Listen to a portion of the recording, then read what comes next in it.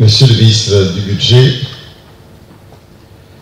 Monsieur le représentant du directeur national de la Banque centrale des États d'Afrique de l'Ouest, Monsieur le président de la PBF, Association professionnelle des banques et établissements financiers de Côte d'Ivoire, Monsieur le directeur général du Centre de formation de la profession bancaire, Mesdames et Messieurs les représentants de la direction générale du Centre de formation de la profession bancaire, Mesdames et Messieurs les cadres dirigeants et vos personnalités de la profession bancaire, Mesdames et Messieurs les représentants du secteur privé, honorables invités, chers étudiants, chers amis des médias, Mesdames et Messieurs.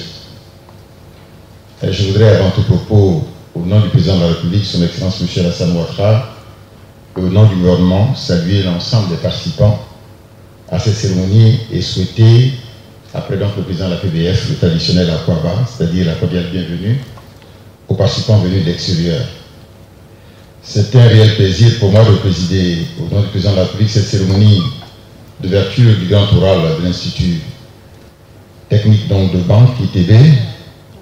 Cette session marque, comme on l'a souligné tout à l'heure, le retour de la tenue de cette activité à Abidjan, après une longue période de délocalisation à Dakar, au pays frère du Sénégal depuis 1999, en raison, comme chacun sait, la situation de crise que notre pays a traversée.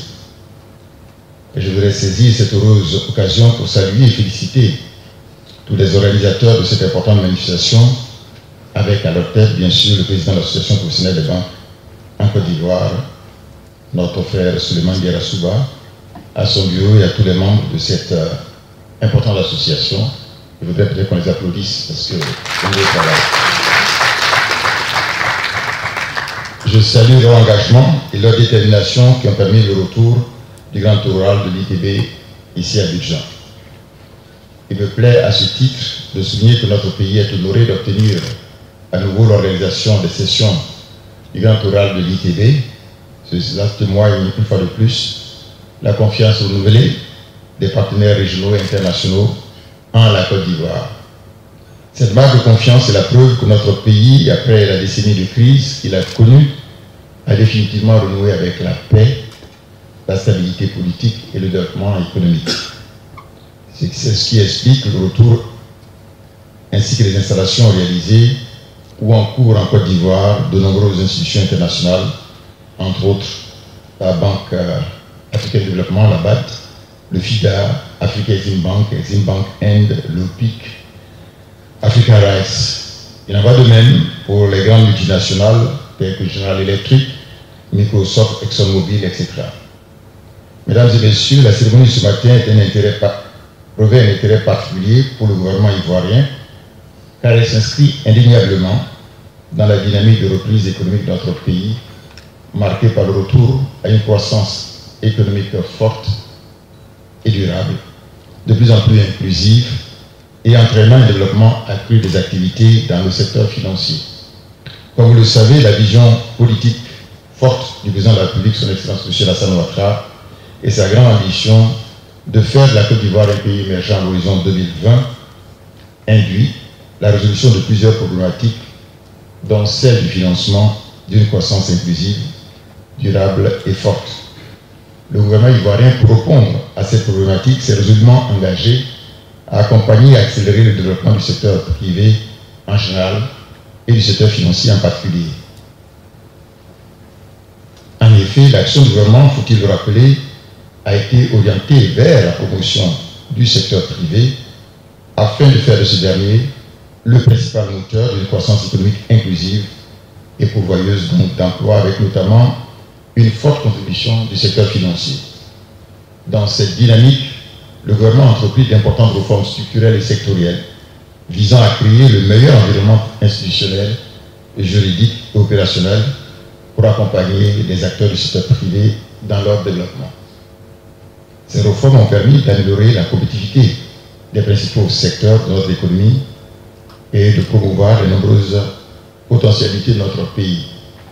La Côte d'Ivoire a réalisé à ce titre des progrès économiques rapides et soutenus qui lui ont permis de se positionner sur une trajectoire de croissance forte, durable et inclusive avec un taux annuel moyen de 9% au cours des 3 dernières années. taux parmi, bien sûr, les plus élevés actuellement dans le monde. Cette forte croissance est stimulée notamment par la relance des investissements tant privés que publics. Ainsi, le niveau d'investissement public et privé est passé de 1 671 milliards de francs CFA en 2012 à 2 258 milliards de francs CFA en 2013 et 2 724 milliards de francs CFA en 2014, soit une hausse moyenne annuelle de 28%. La mise en œuvre de ces importantes réformes a par ailleurs valu à notre pays d'être classé pour la deuxième année consécutive parmi les 10 pays réformateurs au monde, les meilleurs réformateurs dans le monde, dans le cadre du rapport du business de la Banque mondiale 2014 et 2015. Mesdames et messieurs, malgré ces avancées notables, la problématique du financement demeure une des préoccupations majeures du gouvernement qui tient à maintenir, sinon à accélérer la dynamique actuelle de transformation structurelle de notre économie.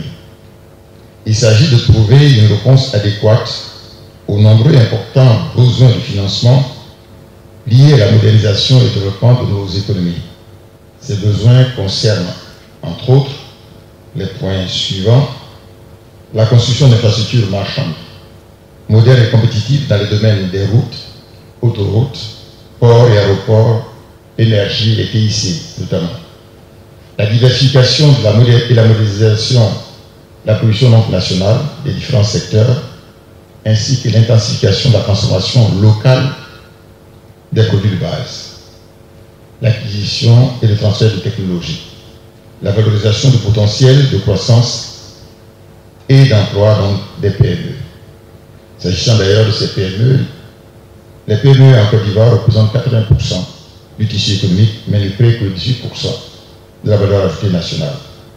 L'objectif du gouvernement est de porter cette contribution à 40% à l'horizon 2020.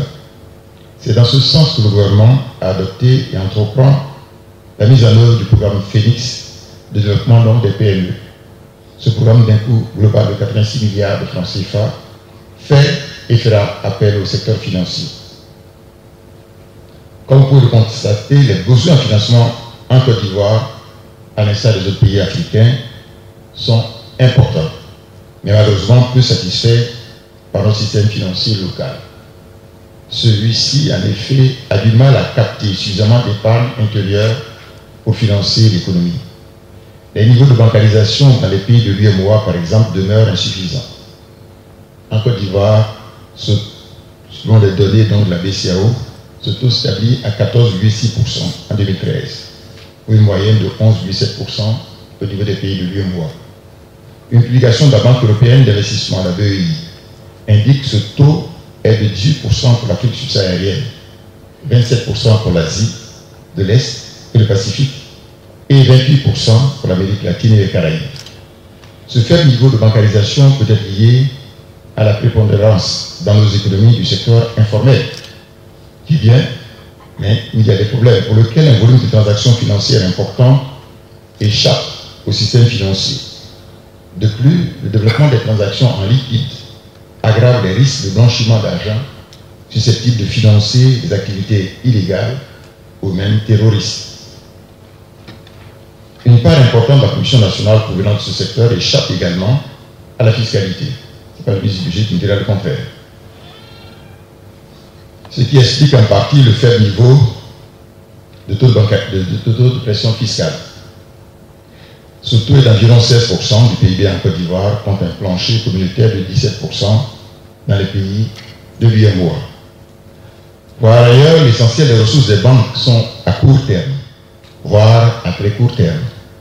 Les dépôts à vue représentent 65,4% des ressources des banques ivoiriennes en 2013, contre une moyenne de 58,4% au niveau de l'UEMOA. La faible et courte maturité des ressources pèse sur les capacités de financement à moyen et long terme dans les banques.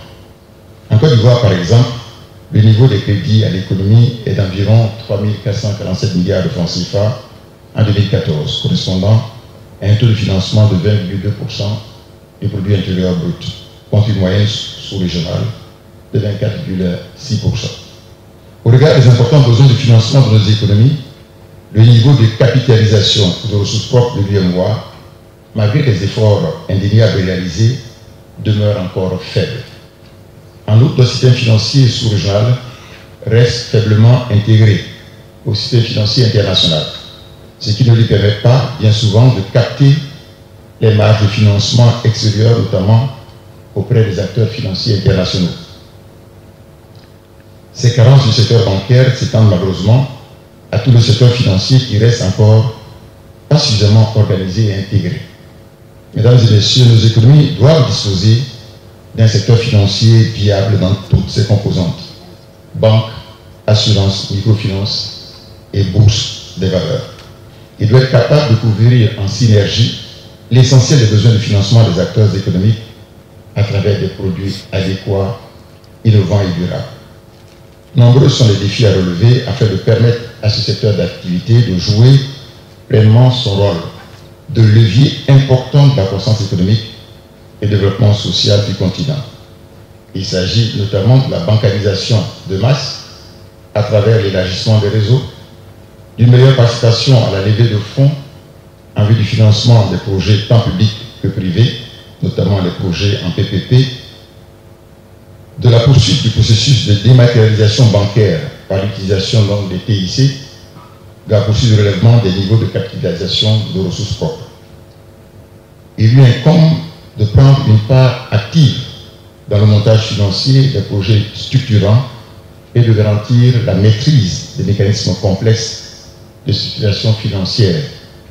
Une réforme profonde et efficace du secteur s'impose donc afin de le transformer résolument en outil et levier de développement de nos économies.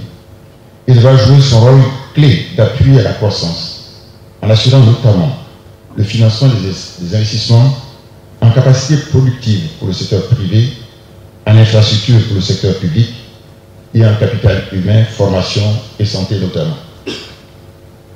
En outre, une meilleure transformation locale des produits de base, notamment agricoles et miniers, passe par un transfert et une maîtrise des technologies adaptées à notre environnement, à l'image de l'Inde, de la Chine ou du Brésil.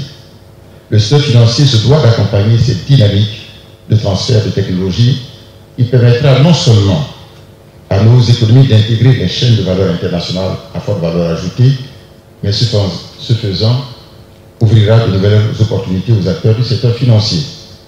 Dans ce contexte, le développement d'un capital humain de qualité dans le secteur de la finance devient un impératif.